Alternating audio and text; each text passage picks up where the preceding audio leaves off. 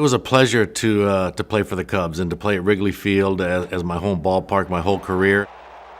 Fan base was outstanding. It was special being a Cub, and playing at Wrigley Field elevated my game to a Hall of Fame career. Deep to left, Crook back, that ball is gone! Home run for Ryne Sandberg!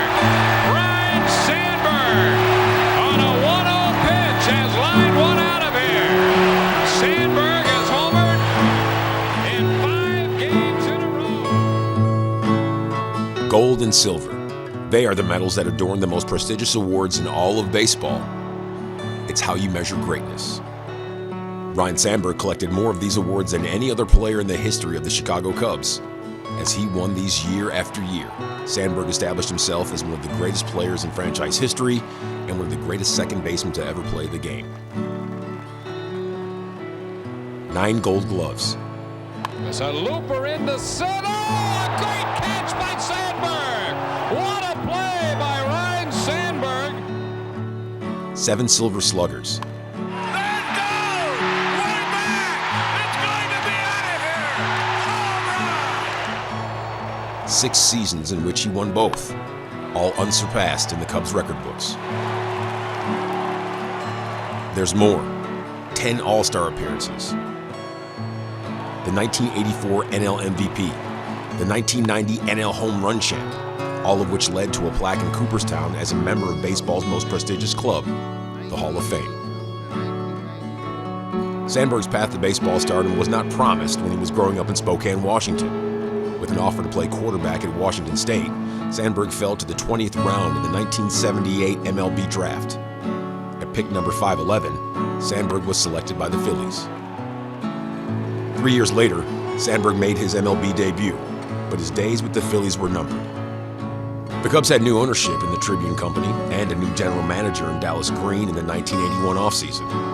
Green, who managed the Phillies for 3 seasons before leading the Cubs front office, landed Sandberg and Larry Boa by trading away Ivan DeJesus. After 13 games with the Phillies, Sandberg moved on to the Cubs. Sandberg initially broke in with the Cubs as a third baseman, starting there on opening day in 1982. By the start of 1983, second base was Sandberg's home. He became a fixture at that position for the rest of his career. Sandberg won 9 consecutive Gold Gloves from 1983 through 91, the longest reign of defensive dominance for a second baseman in big league history. Only Roberto Alomar had more career Gold Gloves at second, winning 10 in an 11-year span. When 1984 arrived, Sandberg's complete game was coming into form. Sandberg hit over 300 for the first time in his career, to go along with 19 home runs, 19 triples, and 36 doubles. He finished with exactly 200 hits. Sandberg went on to win the 1984 National League MVP. He was the Cubs' first league MVP since Ernie Banks in 1959. Sandberg's MVP award might have been sealed for his performance in one game alone, June 23, 1984. Cardinals versus Cubs. National TV at Wrigley Field. It was a performance so iconic it is simply known today as the Sandberg game. Leading off the 9th, Sandberg hit a game-tying home run off Hall of Fame closer Bruce Sutter. Into left center field and deep. This is a tie ball game. And then he tied it again with a 2-run shot off Sutter in the 10th. He hits it to deep left center. Look out! Do you believe it? It's gone! That enabled the Cubs to win it all in the 11th. This victory occurred days after the Cubs acquired Cy Young Award winner Rick Sutcliffe in a trade with Cleveland. With Sutcliffe and Sandberg, the Cubs stayed hot all summer. On September 24th in Pittsburgh, Sutcliffe delivered. The Cubs clinched the NL East title and ended their 39-year postseason drought behind Sutcliffe's complete game.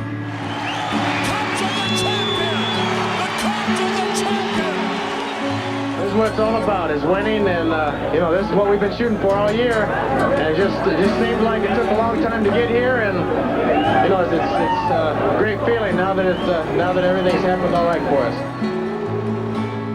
Sandberg remained a force in the field and at the plate for the Cubs for years, but he only made one other postseason appearance in his career, leading the Cubs to another NL East title in 1989. Sandberg never won a postseason series, but he hit .385 in 10 career postseason games. It is gone. Former #1 overall pick Sean Dunston came along in 1985. Mark Grace followed in 1988.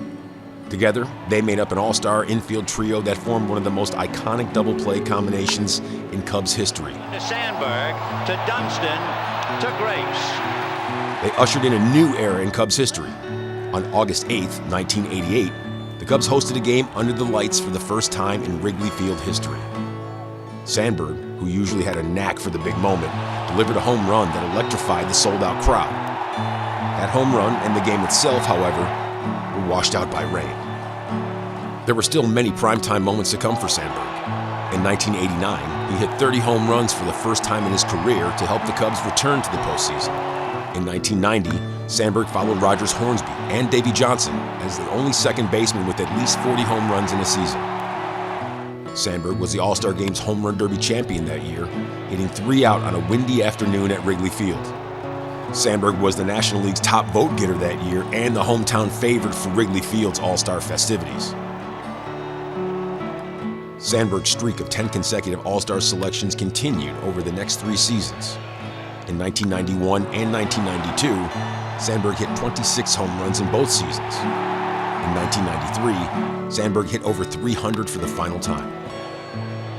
In 1994, however, Sandberg's production declined. Even though he was one of the highest paid players in the game, Sandberg walked away. He stunned baseball by retiring midway through June with about $16 million guaranteed.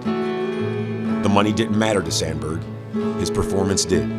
Therefore, I am here today to announce my retirement, effective immediately. Sandberg would return. The love of the game brought him back for the 1996 season when he hit another 25 home runs. Sandberg returned for the 1997 season with a milestone within reach. There again, way back, a record-breaking home run. He has now hit more home runs than any second baseman in history. How about that? In Sandberg's 15th game into the season, he passed Joe Morgan with his 267th home run as a second baseman. With that record secured, Sandberg announced in August of 1997 that this would be his last season. He was retiring for good. I just think that it's perfect that I retire as a Cub. Sandberg delivered in his Wrigley Field finale with 2 hits off Kurt Schilling in late September. He was removed midway through the game. Of course, it came with one final standing ovation by the Wrigley Field fans. All told, Sandberg accumulated 282 home runs, 344 stolen bases, 1,061 RBIs, 1,318 runs, and 2,386 hits. In 2005, the honor started rolling in. He became the 4th Cubs player to have his number retired, and he was inducted into the Hall of Fame. To this day, he joins John Smoltz and Mike Piazza as the only Hall of Fame players who were drafted in the 20th round or later. Sandberg remained a presence with the Cubs after his playing days were over. He managed within the Cubs minor league system for 4 years. After being passed over as a potential successor to Lou Piniella, Sandberg returned to the Phillies to take over their AAA affiliate. In 2013, Sandberg was the Phillies' third base coach when the team dismissed Charlie Manuel. Sandberg became the interim manager. The interim tag was eventually removed, and Sandberg managed the Phillies in 2014 and for the first half of the 2015 season, when he resigned. Sandberg came back to the Cubs in 2016 as a team ambassador, just in time to be with the organization as it ended its 108-year championship drought. Just as he was as a player, Sandberg remained a beloved figure within the Cubs organization. When the fans returned to Wrigley Field for the 2021 season, it was Sandberg who led them in singing the 7th-inning stretch from the bleachers. That year, Sandberg also took his talents to the Marquee Sports Network airwaves, showcasing the inner workings of Gold Glove defense and analyzing the Cubs' performance.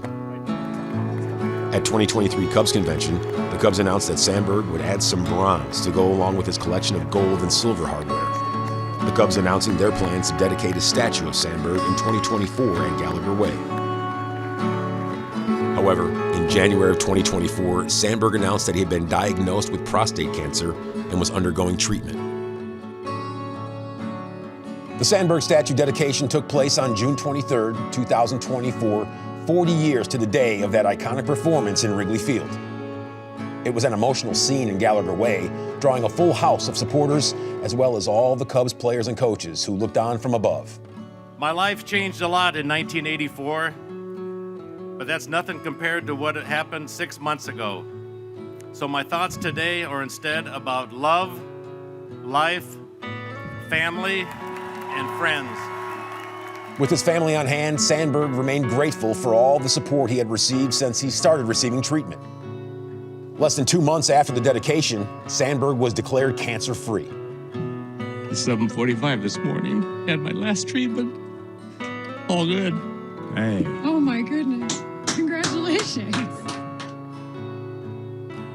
In December 2024, Sandberg announced his cancer had returned and spread.